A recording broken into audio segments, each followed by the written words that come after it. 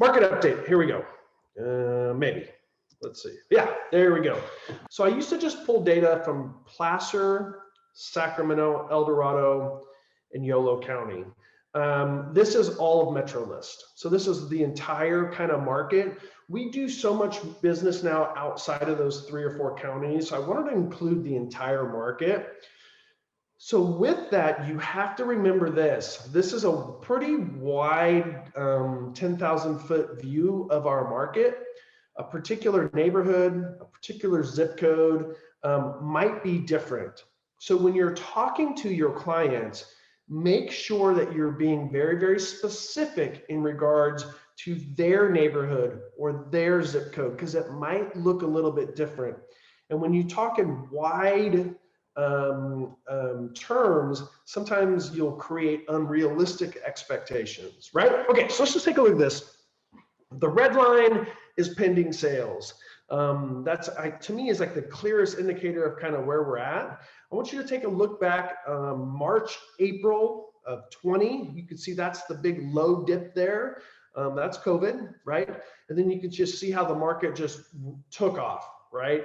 It took all the way up into July, August, and then we started our typical downward trend towards the 4th quarter of the year. Then I just want you to look at something. I say this all the time. When does our market heat up? It's January, okay? It's not spring, it's not March, it's not April. This slide, this particular slide, if you go back to December, January of 20, you'll see what happened. It started going up. You'll see it's going up now. So the market is really, really taken off. The biggest issue that we are going to continue to have, can anybody guess? It's inventory. So we're going to continue and we're going to talk about that because I think that's a critical way, a critical element that you need to add to your business this year. Okay, so this is average days on the market. You can see January of 2020.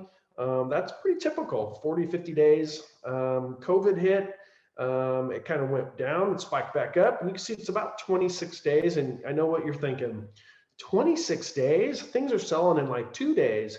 Remember, this is just average across the market and across all price points.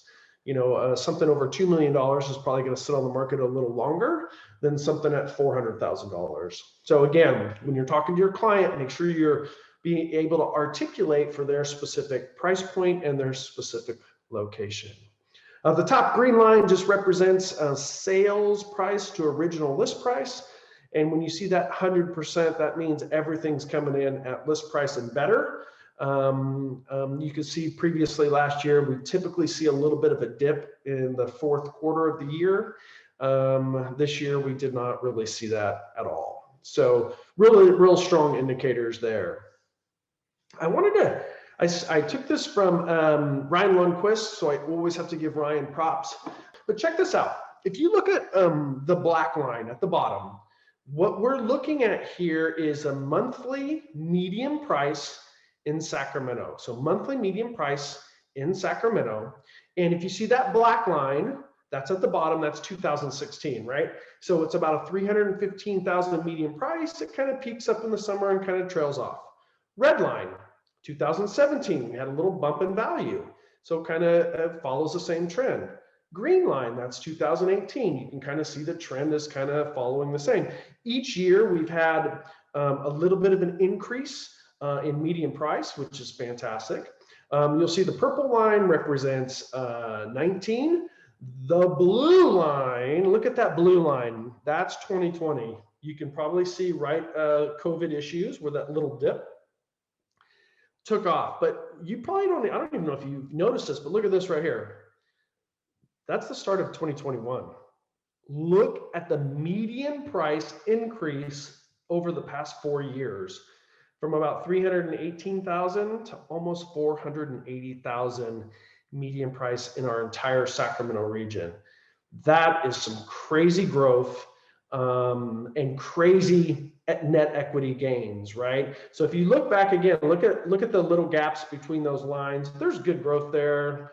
Between 18 and 19, it was a little bit smaller. 19 and 20, it kind of jumped up again. But look at the gap between 20 and where we started in 20. 21. So this would be an interesting kind of graph to take a look at and keep our eye on to see how that trends out the rest of the year. So again, inventory is an issue. I'm going to talk a little bit more about that in just a few minutes. This just shows the per month inventory, months of inventory on closed sales.